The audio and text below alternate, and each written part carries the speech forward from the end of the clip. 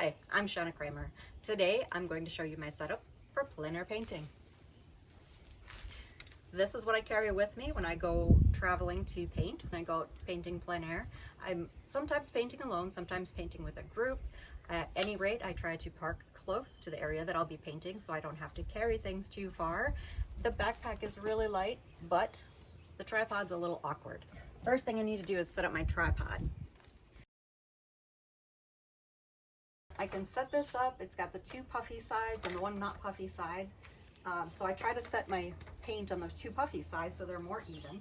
So this is on a ball. So I can twist this and then I can adjust this any way I want. If I want to paint flat, I can do that. If I want to paint upright, I can do that. So in my backpack here I have, this is my water. And here's my water bottle. I've been carrying this water bottle around for I don't know how many years now. I got this in Jamaica on a vacation many years ago. So I just carry that around with me filled with water. That way I always know which water bottle is mine. And I have a spritzer, well, a mister spray bottle. So this sprays a nice fine mist sponge. Okay. Now for the important stuff. In the big center pack, and when you're looking for a backpack, this is what I did. I went into the store and brought my stuff with me that I knew I had to fit in here, and I just tried out every backpack till I found the only one in the whole store that fit, and that's the one I got. And it fits perfectly, and I hope it lasts for years. Okay, get the stuff out of here. All right, so first thing I want to show you, this is my plein air palette. And I don't always use this, but if I just want to just grab it quickly and set it up, this is the one I go with. Okay, the cover fits on. It does not fit tightly, so if you have a lot of wet paint or anything in here when you just pack it up, it's probably going to leak out the side. So you want to just clean it up before putting it away. And then this will just fit right on the tripod, right on the front legs. This is where the customization comes in. So this is just a hardboard that is 11 by 14. So I've got this plate now that was drilled into this. Thanks, Brian. My husband did this for me. So this is just the piece of the tripod. Okay. There, unscrew that a little. Okay, so there is from my tripod. Right. So this is a metal piece that I purchased online. This came from Amazon, and I'll put the link below. So then my husband drilled this in and put this plate on. So this is going all the way through. I do have the screw all the way through so I can fit my tripod piece on there. And the screws are not flat. You can see they do raise up here on the back, but it didn't matter because I'm not using this as my painting surface.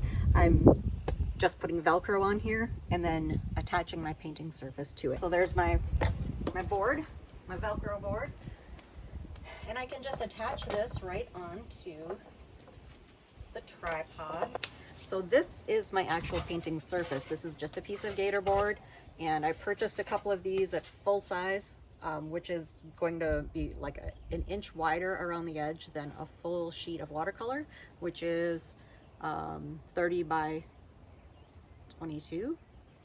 So this is a quarter sheet. I also have one of these that fits a half sheet with the Velcro on the back that can work on this easel as well.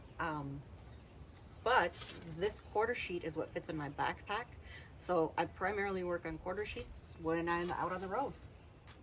So this, I have my soft Velcro here, and I have two pieces. So I can turn it this way or I can turn it that way. Easy peasy. And then I just stick this right onto my board. Done. There it is. Let's get some paper on here.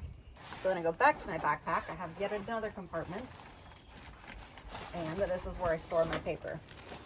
This is, again, quarter sheet.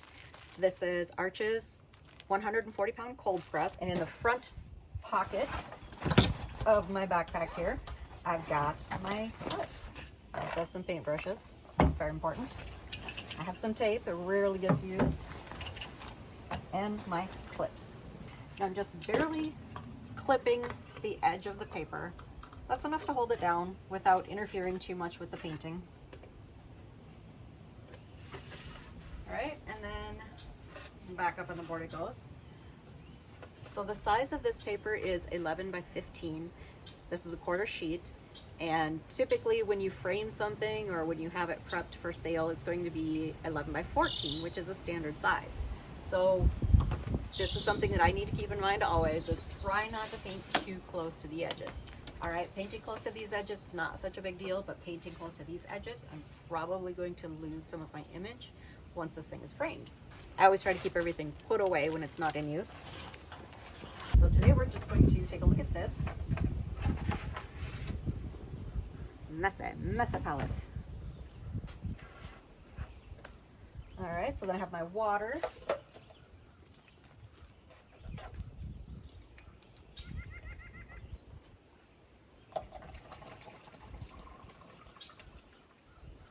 Okay, usually I'll only fill it about halfway just in case I don't have, this might be all the water that I have with me when I'm painting. So I try not to use the whole thing at once. I try to get a couple of cups worth out of here. I have my sponge, it goes right here next to my water. My mister bottle, which I can use for reactivating colors if I need to, spraying the background if I need to. I have a sketchbook. So here's my sketchbook that I carry around. And I've got a kneaded eraser, I've got my pencil, and I have my signature pen. Just a regular pencil. With this too, again with the clips. They're very handy. So I've just got the elastic on it, and then I keep the clip so I know which page I'm on. So, and then it can hold these pages together. Rubber band can hold these pages together. That way when I'm out in the wind, it doesn't matter. I can practice some sketches. I can work out some colors while I'm at it. And then this is something that I'll typically keep nearby. And then when I'm ready, I can go ahead and start sketching on my large piece of paper and paint. And that is all there is to it. When I'm ready to go again, I just pack everything up and get out of here. So thanks for watching this, and I hope you learned something. I'll see you next time.